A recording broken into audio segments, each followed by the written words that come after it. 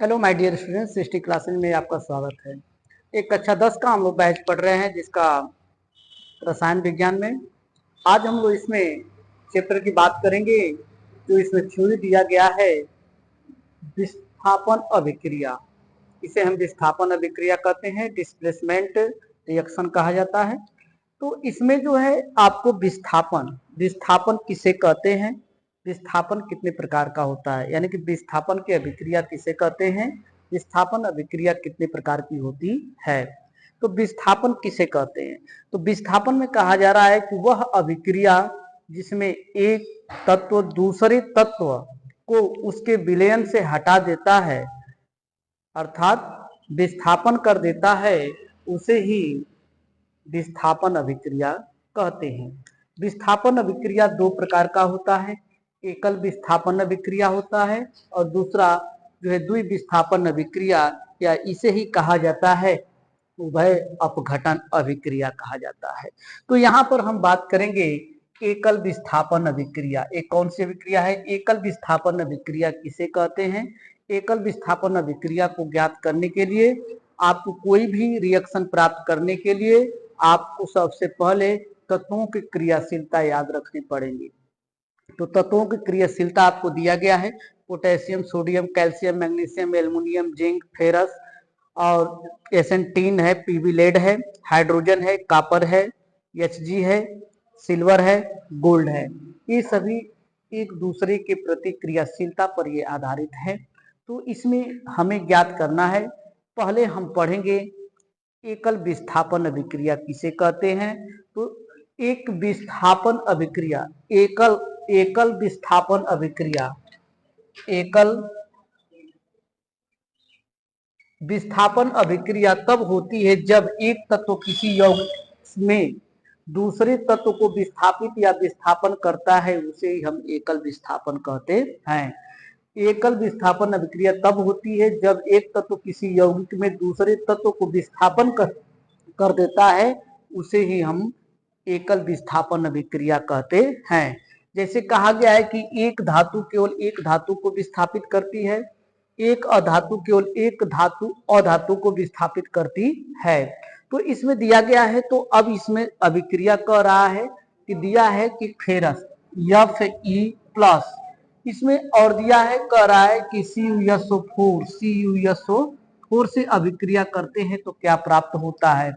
यह भी आपके धातु है, कॉपर भी आपका क्या है, धातु है। ये नहीं लिखा है कि एक धातु केवल एक धातु को विस्थापित करती है।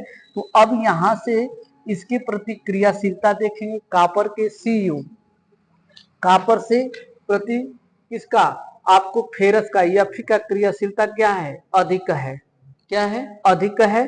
तो इसमें से अब इसकी हम क्रियाशीलता पर करेंगे, तो अब इसमें से CuSO4, अब इसके प्रति में इसकी क्रियाशीलता क्या है, अधिक है, तो सल्फेट इसके साथ में आकर के अभिक्रिया करने लगेगा, तो यह बन जाएगा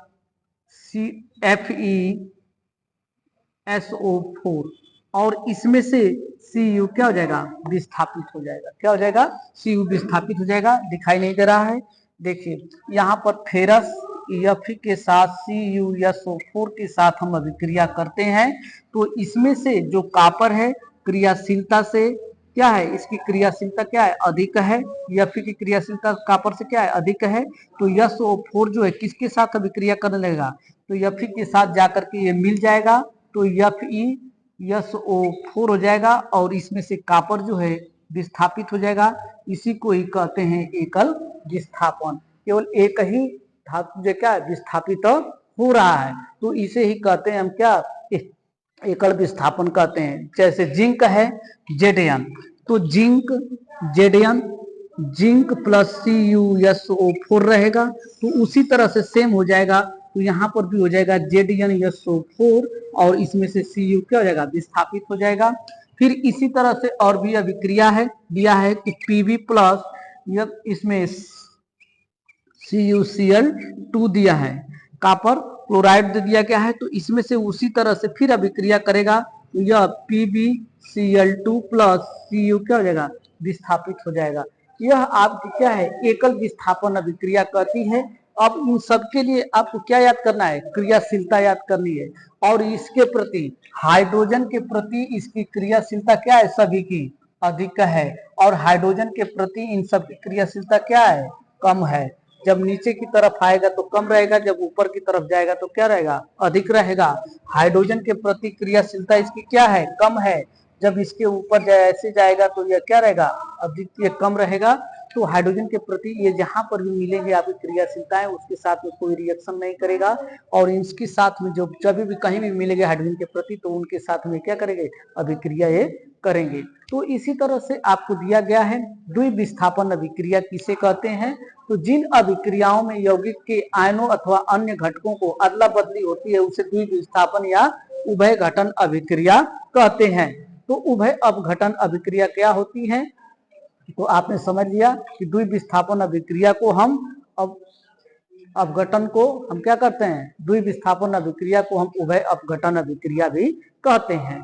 आपसे ये परीक्षा में पूछता है कि निम्न में से कौन सी द्वि अपघटन अभिक्रिया है, या उभय अपघटन अभिक्रिया है, या द्विविस्थापन अभिक्रिया है। इसमें से इनको पूछता है, एकदम ध्यान से बस रखना है। इसका एक और परिभाषा होता है कि वे अभिक्रियाएं जिनमें अभिकारकों के बीच अपने आयनों और मूलकों का आदान प्रदान करते हैं या होने से नए उत्पाद का या पदार्थ का निर्माण होता है, उसे हम द्विविस्थापन या उभय अपघटन अभिक्रिया कहते हैं। तो द्विघटन अभिक्रिया में क्या होता है, जैसे सोडियम सल्फेट को हम बेरियम क्लोराइड के साथ अभिक्रिया करते हैं तो क्या प्राप्त हुआ। इसमें जैसे यहाँ पर एक विस्थापन हो रहा था, इसलिए इसे कह दिया गया एकल विस्थापन। अब उसमें द्वि विस्थापन होगा तो उसे क्या कहेंगे, हम द्विविस्थापन अभिक्रिया कहते हैं। तो हो जाएगा आपका सोडियम Na2SO4, सोडियम सल्फेट को BaCl2 के साथ अभिक्रिया करते हैं। तो ये दोनों ही क्या है, ये भी धातु, ये भी धातु, दोनों अपने आप में अदला बदली कर लेते हैं। इसके साथ में यह अभिक्रिया करने लगेगा, इसके साथ में यह अभिक्रिया करने लगेगा। देखिए, इसके प्रति, सोडियम के प्रति बेरिलियम की क्या है, क्रियाशीलता अधिक है। तो यह सोडियम उठ करके किसके साथ क्या करेगा, इसके साथ अभिक्रिया करेगा, तो बन जाएगा Na, ठीक है, यहाँ पर Na2SO4 और बेरिलियम का है, तो यहाँ से अभिक्रिया करेगा और फिर यह इसके साथ में अभिक्रिया करने लगेगा। यह बन जाएगा BaSO4 और प्लस NaCl बन जाएगा, सोडियम क्लोराइड बन जाएगा। और यह आपकी अभिक्रिया जब बैलेंस करेंगे तो यहाँ पर 2 लग जाएगा, हो गया। अब इसी तरह से ही और भी इसमें क्या हो गई, यह दो अभिक्रियाएं हो गई, यानी कि दो जो है विस्थापन हो गया, बेरिलियम सल्फेट और सोडियम क्लोराइड विस्थापन हो गया। फिर इसी तरह से और भी दिया है AgNO3 प्लस, इसके साथ में अभिक्रिया कराया जा रहा है NaCl, सोडियम क्लोराइड का, NaCl का। तो क्या प्राप्त होगा, अब उसी तरह से सेम अभिक्रिया इसमें भी कराएंगे। यह इसके साथ अभिक्रिया करेगा, यह इसके साथ अभिक्रिया करेगा, तो यह इसके साथ अभिक्रिया करेगा तो बन जाएगा AgCl और प्लस यहाँ पर बन जाएगा NaNO3 बन जाएगा। क्या बन गया, AgNO3 बना, सिल्वर क्लोराइड बन गया, और यहाँ पर सोडियम नाइट्रेट बन गया। क्या बन गया, सोडियम नाइट्रेट बन गया। फिर इसी तरह से और भी दिया है कि यदि हम AgNO3 के साथ हम अभिक्रिया, मान लीजिए कि HCl की अभिक्रिया करा रहे हैं, सोडियम क्लोराइड, अरे हाइड्रोजन क्लोरीन का या पोटेशियम क्लोराइड का हम अभिक्रिया करा रहे हैं, पोटेशियम क्लोराइड का। तो यहाँ से अब पोटेशियम क्या है, आपका धनानित है, यह भी धनानित है, तो इसके क्लोरीन के साथ में यह बन जाएगा, तो यह बन जाएगा AgCl बन जाएगा, और फिर यहाँ पर पोटेशियम नाइट्रेट बन जाएगा, KNO3 बन जाएगा। तो इसमें जो है कितने विस्थापन हो रहे हैं, दो। अपने आप में ये धातु क्या कर रहे हैं, अपने आप में विस्थापित, अपने स्थान को विस्थापित कर ले रहे हैं। तो यह प्राप्त हो जा रहा है क्या, उभय अपघटन अभिक्रिया, या इसे हम कहते हैं द्विविस्थापन अभिक्रिया कहते हैं। तो इसी तरह से और भी अभिक्रियाएं बहुत पड़ी हुई हैं। तो इसमें अभिक्रिया को प्राप्त करने के लिए ये सब नियम लगाए गए हैं, और ये परिभाषा एकदम याद रहेगा तो आपको तुरंत समझ में आ जाएगा। और ऐसे ही मैं वीडियो आप लोग को प्रोवाइड करता रहूंगा। बेहतरीन से बेहतरीन देने की कोशिश करता हूँ।